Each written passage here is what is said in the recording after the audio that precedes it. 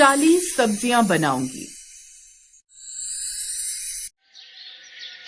अरे बेटा, आखिर कब तक तू हमें इस तरह डाइनिंग टेबल पर इंतजार करवाती रहेगी? हम लोग कब से तेरे खाने का इंतजार कर रहे हैं। आखिर तू ऐसा कौन सा खाना बना रही है जो तुझे इतना समय लग रहा है? पिछले 2-3 घंटे से तू किचन में ही घुसी हुई है। अरे माँ, आप क्यों चिंता कर रही हो? मैं हूँ ना आपकी बेटी। आज मैं आप लोगों को ऐसा खाना खिलाऊंगी कि आप लोग 5 स्टार होटल का स्वाद भी भूल जाएंगे। बस थोड़ा सा समय और दीजिए, फिर आपके सामने लजीज खाना हाजिर होगा। पता नहीं दीदी, आप हमें कौन सा लजीज खाना खिला रही हो जो पिछले 2 घंटे में अब तक बना ही नहीं। इतनी देर में तो हमारा बाहर से मंगाया हुआ ऑर्डर भी आ चुका होता। माँ, मैं तो कहता हूँ रहने दो दीदी के हाथ का खाना, हम बाहर से कुछ ऑर्डर कर लेते हैं, क्योंकि अगर दीदी के खाने के भरोसे रहे तो हम आज भूखे ही मर जाएंगे। अरे तू तो रहने ही दे वरुण, तुझे क्या पता कि खाने का असली स्वाद क्या होता है? सही कहा है किसी ने, बंदर क्या जाने अदरक का स्वाद। और हाँ, मेरी बात कान खोलकर सुन ले, इस घर में आज बाहर से खाना नहीं आएगा, क्योंकि मेरा खाना अब बस बनने ही वाला है। तो ये थी रानी और वरुण की छोटी सी बहस। दरअसल रानी को खाना बनाने का बहुत शौक और वो आए दिन घर में कुछ न कुछ नया ट्राई करती रहती थी, लेकिन आज तो उसने हद ही पार कर दी। उसने खाने में कुछ ज्यादा ही पकवान बनाने की ठान ली थी, जिस कारण उसे किचन में 2-3 घंटे गुजर गए थे। काफी कड़ी मशक्कत के बाद आखिर रानी खाना बनाकर सभी के सामने परोस देती है और टेबल पर 40 तरह की सब्जियां देखकर सभी लोग हैरान हो जाते हैं। डाइनिंग टेबल पर बर्तनों का ऐसा अंबार लगा था कि वरुण को अपनी प्लेट रखने की जगह भी नहीं मिल रही। डाइनिंग एरिया में खुशबू तो आ रही थी। अरे ओ रानी, मेरी बात सुन ले बेटा, मेरा तो सिर चकरा रहा है ये सब देखकर। मैंने तुझसे कहा था कि आज मेहमान आने वाले हैं तो कुछ तमीज का बना लेना, पर तूने तो यहाँ पूरा कुंभ का मेला लगा दिया है। ये देख, 1 2 3, अरे ये तो खत्म ही नहीं हो रही। ये 40 सब्जियां बनाने का भूत तेरे सर पर कैसे सवार हुआ? और ये बता, इनमें से कौन सी सब्जी इंसान के खाने लायक है और कौन सी सिर्फ सजाने के लिए रखी है? माँ, आप भी ना हमेशा मेरी मेहनत पर पानी फेर देती हो। आपको पता है पिछले 3 घंटे से मैं उस गर्म चूल्हे के सामने खड़ी हूँ, उंगलियां जल गई हैं मेरी सब्जियां काटते काटते। मैंने सोचा कि जब वरुण कहता रहता है कि दीदी को कुछ नहीं आता, तो आज इसे दिखाई दूं कि इसकी बहन क्या चीज है। ये सिर्फ सब्जियां नहीं है माँ, ये मेरा टैलेंट है, टैलेंट। इसमें कोल्हापुरी वेज भी है, मलाई कोफ्ता भी है, और वो जो आप देख रही हो ना कोने में, वो ड्रैगन फ्रूट की तीखी सब्जी है। आज आप लोग उंगलियां नहीं हाथ चाटते रह जाओगे। वरुण, अब मुंह बंद कर और हाथ धोकर बैठ, वरना एक थप्पड़ पड़ेगा तो सारी भूख उड़ जाएगी। दीदी, थप्पड़ तो आप बाद में मारना, पहले ये बताओ कि इस पनीर के टुकड़े गुलाबी क्यों दिख रहे हैं? क्या आपने इसमें रूह अफ़ज़ा डाल दिया क्या? और माँ, जरा इधर देखो, इस भिंडी में इन्होंने साबुत काजू डाले और साथ में किशमिश भी तैर रही है। दीदी, ये खाना या किसी की शादी का बचा हुआ शगुन? मुझे तो डर लग रहा है कि अगर मैंने ये 40 सब्जियां चख ली तो कल सुबह मुझे हॉस्पिटल के बेड नंबर 40 पर एडमिट होना पड़ेगा। माँ, मैं अभी भी कह रहा हूँ, फोन उठाओ और पिज्जा ऑर्डर कर दो, कम से कम जान तो बची रहेगी। तो चुप कर वरुण, तुझे क्या पता फ्यूजन कुकिंग क्या होती है? वो पनीर गुलाबी इसलिए है क्योंकि मैंने उसे चुकंदर के पानी में उबाला है ताकि वो हेल्दी हो जाए, और भिंडी में काजू किशमिश डालना रॉयल टच है, समझे? तूने आज तक खाया ही क्या है उन सड़क के मोमोज के अलावा? माँ, आप इसकी बातों में मत आओ, आप शुरू करो। ये देखो, ये खास आपके लिए करेले का हलवा बनाया है, शुगर फ्री। सुनीता ने जैसे ही करेले का हलवा सुना, उनका ब्लड प्रेशर वहीं बढ़ गया। उन्होंने बड़े डरते हुए एक चम्मच उठाई और सबसे सुरक्षित दिखने वाली आलू गोभी की सब्जी में डाली। जैसे उन्होंने पहला निवाला मुंह में रखा, उनके चेहरे के भाव ऐसे बदले जैसे किसी ने उन्हें बिजली का झटका दे दिया। उफ, पानी दो, पानी जल्दी। रानी, ये क्या बनाया है? इस आलू गोभी में इतना नमक है कि मुझे लग रहा है तूने सीधा समंदर का पानी इसमें पलट दिया है। और ये गोभी, ये तो पत्थर जैसी सख्त है। क्या तूने इसे पकाया भी है या सिर्फ गर्म पानी दिखाकर बाहर निकाल लिया? बेटा, खाना क्वांटिटी से नहीं क्वालिटी से बनता है। तूने 40 सब्जियां तो बना दी, पर क्या एक भी सब्जी को चखने की जहमत उठाई थी?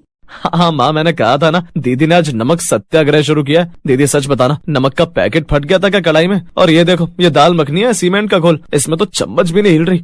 माँ, मुझे लगता है दीदी ने आज किचन में खाना नहीं बनाया, बल्कि कोई केमिकल एक्सपेरिमेंट किया। दीदी, आप एक काम करो, ये सारी सब्जियां ले जाकर पड़ोस के उस कुत्ते को खिला दो। अगर वो बच गया तो समझो हम भी खा लेंगे। वरुण, तू बहुत बदतमीज हो गया है। माँ, मैं मानती हूँ कि नमक थोड़ा तेज हो गया होगा, पर बाकी सब्जियां तो देखो। ये मलाई मटर है, इसमें तो नमक कम ही रखा है मैंने। वरुण ने हिम्मत जुटाकर मलाई मटर चखा, पर चखते ही उसका मुंह अजीब सा बन गया। उसे समझ नहीं आ रहा था कि वो हंसे। वाह दीदी, क्या बात है, मलाई मटर में नमक तो कम है, पर आपने इसमें इलायची की जगह लौंग का पूरा डिब्बा खाली कर दिया। मेरा मुंह ऐसा लग रहा है जैसे डेंटिस्ट के पास बैठा हूँ और उसने सुन्न करने का इंजेक्शन लगा दिया। दीदी, 40 सब्जियां बनाना बहादुरी नहीं है, बेवकूफी है। इतनी देर में अगर आप सिर्फ एक दाल और चावल बनाती ना, तो हम शांति से खा लेते। अब देखो, 3 घंटे की मेहनत भी गई, सारा राशन भी बर्बाद हुआ और हम भी भूखे हैं। तो क्या करूं मैं तो चाहती थी कि आज संडे है तो सबको स्पेशल फील कराऊं। मुझे क्या पता था कि फ्लेवर्स आपस में लड़ने लगेंगे। मैंने यूट्यूब पर देखा था कि जितनी ज्यादा वैरायटी उतना ज्यादा प्यार बढ़ता है। बेटी, प्यार पेट भरने से बढ़ता है, पेट खराब करने से नहीं। तूने जो ये 40 डोंगे सजाए हैं ना, इनमें से आधे तो कच्चा माल है। ये देख, पनीर कच्चा है, मसाले भुने नहीं है, और तूने दही वाली सब्जी में नींबू निचोड़ दिया है जिससे वो फटकर पनीर का चूरा बन गई है। खाना बनाना कोई रेस नहीं है कि तूने 40 आइटम बना दिए तो तू जीत गई। खाना एक कला है जिसमें सब्र चाहिए होता है। तभी घर की घंटी बजती है और वरुण दरवाजा खोलता है तो देखता है कि उसके 3-4 दोस्त अचानक आ गए। वरुण का चेहरा सफेद पड़ जाता है क्योंकि उसे पता है कि अंदर मौत का खाना सजा हुआ है। ओए वरुण, क्या खुशबू आ रही है भाई बाहर तक। क्या रानी दीदी ने कोई होटल खोल लिया है क्या? टेबल तो एकदम लबालब भरी हुई है। यार हमें भी बहुत भूख लगी है, हम भी आज यहीं हाथ साफ करेंगे। नहीं भाई, अभी खाना तैयार नहीं है। मतलब दीदी ने अभी इसमें कुछ सीक्रेट इंग्रेडिएंट्स डालने बाकी है। तो चल बाहर चलते हैं, मैं तुझे चाट खिलाता हूँ। अरे नहीं वरुण, आने दो इन्हें। आज मैंने 40 तरह की सब्जियां बनाई है, तुम लोग खाकर बताओ कि कैसा बना है। ये वरुण तो मेरी खिंचाई करता रहता है। अब अमन और उसके दोस्त बैठ गए। उन्होंने सब्जियां चखनी शुरू की। पहले तो सबने एक दूसरे की शक्ल देखी। रानी बड़ी उम्मीद से उनके चेहरे देख रही थी। दीदी सब्जी तो बहुत यूनिक है। मतलब ऐसा स्वाद आज तक कभी नहीं मिला। ये जो भिंडी में आपने अंगूर डाले ना, ये तो एकदम आउट ऑफ द वर्ल्ड है। ऐसा लग रहा है जैसे मैं मंगल ग्रह पर खाना खा रहा हूँ। सच में अमन? देखा माँ, इसे कहते हैं कद्रदान। वरुण तो बस जलता है मुझसे। हाँ, अमन को तो वैसे भी कुछ भी खिला दो। ये तो हॉस्टल की वो दाल भी पी जाता है जिसमें छिपकली गिरी होती है। इसकी बात मत सुनो। अमन सच बोल, वरना कल सुबह तू ऑफिस नहीं जा पाएगा। भाई सच में बहुत गंदा है, पर दीदी का चेहरा देख, वो रो देगी। चुपचाप थोड़ा थोड़ा खा लेते हैं और बाद में बाहर जाकर हाजमोला खा लेंगे। बेचारे दोस्त और घर वाले मिलकर जैसे तैसे वो खाना खा रहे थे। लेकिन रानी को अपनी गलती का एहसास तब हुआ जब उसने खुद शांति से बैठकर अपनी बनाई हुई पंचरत्न दाल चखी। उसमें दाल कम और हल्दी इतनी ज्यादा थी कि रानी का मुंह ही पीला पड़ गया। माँ, वरुण सही कह रहा था, ये तो सच में बहुत बुरा बना है। मुझे समझ ही नहीं आया कि मैं क्या डाल रही हूँ और क्या नहीं। 40 सब्जियां बनाने के चक्कर में मैंने किसी का स्वाद चेक ही नहीं किया। सॉरी माँ, मैंने आपका संडे खराब कर दिया और इतना सारा सामान भी वेस्ट कर दिया। कोई बात नहीं बेटा, गलती से ही इंसान सीखता है। तूने मेहनत तो पूरी की, बस दिशा गलत थी। अगली बार 40 नहीं, सिर्फ 4 चीजें बनाना, पर ऐसी बनाना कि लोग दोबारा मांग कर खाएं। चलो दीदी, अब रोना बंद करो। हार मान ली ना आपने। अब सजा के तौर पर आप हम सबको बाहर लेकर चलोगी और बढ़िया सा डिनर खिलाओगी। और हाँ, रास्ते में चड्डा अंकल के घर ये 40 सब्जियां देते हुए चलेंगे। वो हमेशा कहते हैं ना कि उन्हें नई नई चीजें चखना पसंद है। चुप कर वरुण, चड्ढा अंकल को खिलाया तो वो कल सुबह डंडा लेकर हमारे घर आ जाएंगे। चलो मैं तैयार होती हूँ, आज सबको मेरी तरफ से पार्टी। रानी ने किचन साफ किया और कसम खाई कि अब वो कभी भी क्वांटिटी के पीछे नहीं भागेगी।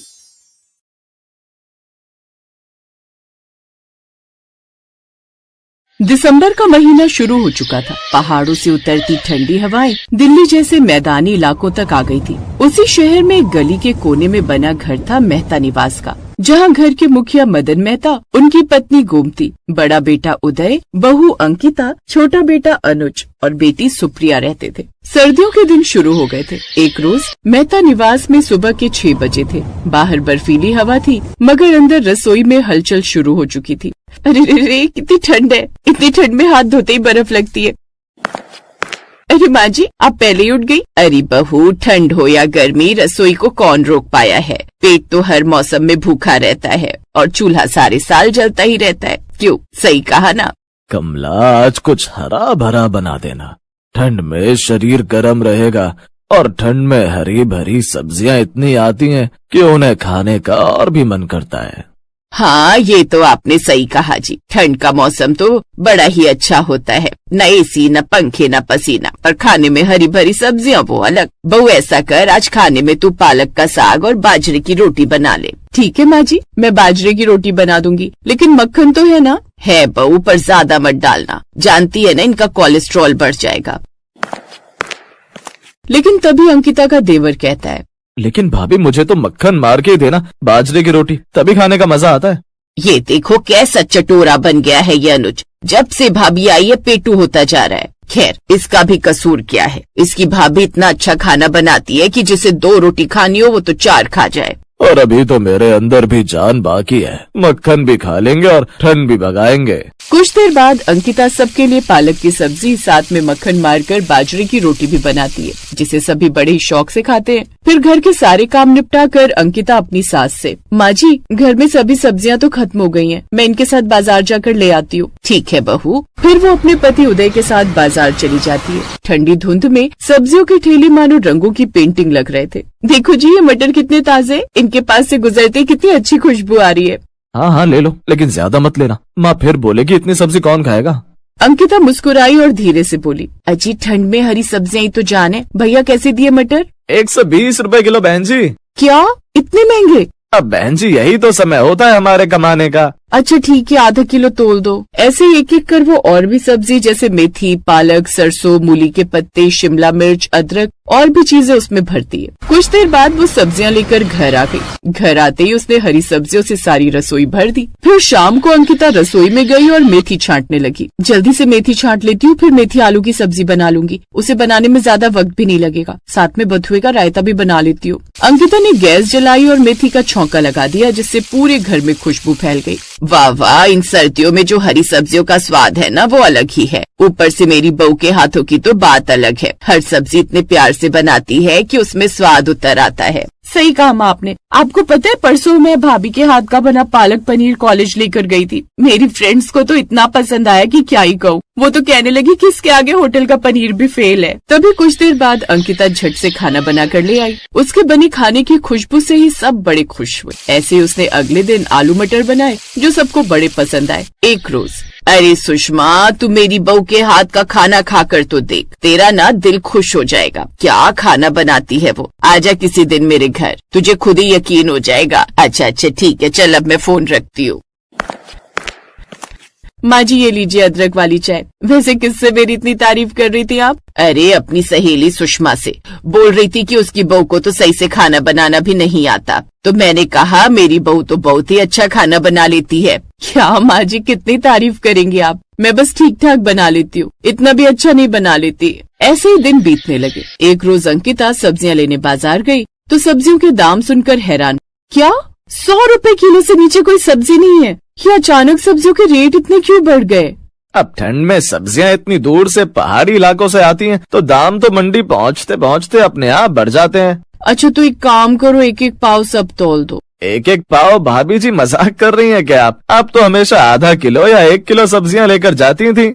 अरे तो तब दाम भी तो कम थे इसलिए लेकर जाती थी। अब अंकिता सभी सब्जियां थोड़ी थोड़ी लेकर घर आ जाती है। पहले जहाँ हरी भरी सब्जियों से रसोई भरी रहती थी, तो अब वो कुछ सब्जियों में सिमट कर रह गई थी और उनमें भी अब हरी सब्जियां कम, लेकिन बाकी की सब्जियां उसमें ज्यादा दिखती थी। जैसे मेथी में आलू ज्यादा थे, पालक पनीर में पनीर ज्यादा होता, जिससे अब घर वाले नाक सिकोड़ने लगे। खाना खाने के बाद न जाने क्यों अब सब्जियों में वो स्वाद नहीं रहा, भाग्यवान जो पहले आया करता था। सही कहा पापा, आजकल ऐसा लगता है जैसे भाभी बेमन से खाना बना रही है। हाँ पहले मैं कहाँ भाभी के हाथ की बनी 4 रोटी खा जाता था, लेकिन अब मैं 2 भी नहीं खा पाता हूँ ठीक से।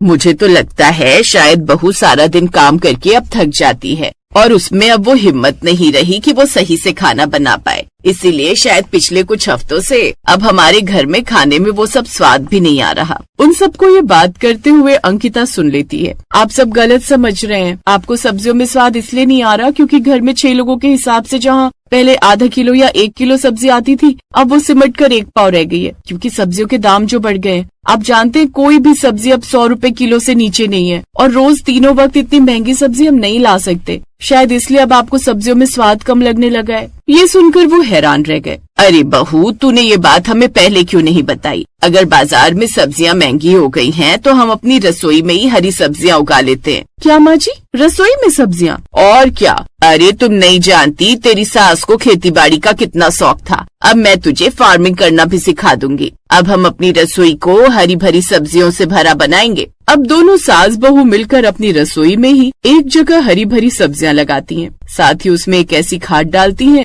जिससे हफ्ते भर में उनकी रसोई हरी भरी सब्जियों से महक उठती है। अरे वाह माँ जी, मैंने कभी नहीं सोचा था कि अपनी इस रसोई में मैं हरी भरी सब्जियां भी कभी उगाऊंगी और इनमें से खुशबू भी कितनी अच्छी आ रही है। हाँ बहू, क्योंकि ये सब ताज़ा सब्जियां हैं। शहर की मंडी में जो सब्जियां मिलती हैं, वो खेतों से शहरों तक आते आते बासी हो जाती हैं और ये ताजी हैं। इन सब्जियों की महक देखना कितनी अच्छी हो। बहू, पहले सरसों का साग धो ले, फिर उसमें थोड़ा सा लहसुन पीस देना। अम्मा, मैं उसमें थोड़ा पालक और मेथी भी डाल दूंगी, स्वाद और रंग दोनों आएंगे। वाह, लगता है आज की रसोई में शहरी वाली बहू का तड़का लगेगा। अब अंकिता शाम को अपनी रसोई से ही हरी भरी सब्जियां तोड़ती है और उसका साग बनाती है। उसकी खुशबू दूर दूर तक फैल जाती है। इतने में पड़ोसन शकुंतला काकी आई। अरे कमला, तेरे घर से कैसी खुशबू आ रही है रे? क्या पका रही है बहू? आज हमारी अंकिता ने ठंड की रसोई सजा दी है। सरसों का साग, मटर की सब्जी और बाजरे की रोटी। अरे वाह, अब तो मैं भी खाना यहीं खाऊंगी। उस रोज वो सब साथ में बैठकर खाना खाते हैं और वो जो सब्जी का स्वाद था वो बेहद ही स्वादिष्ट था, जिसे खाकर आज सबके चेहरे पर फिर से रौनक लौट आई। Thanks for watching.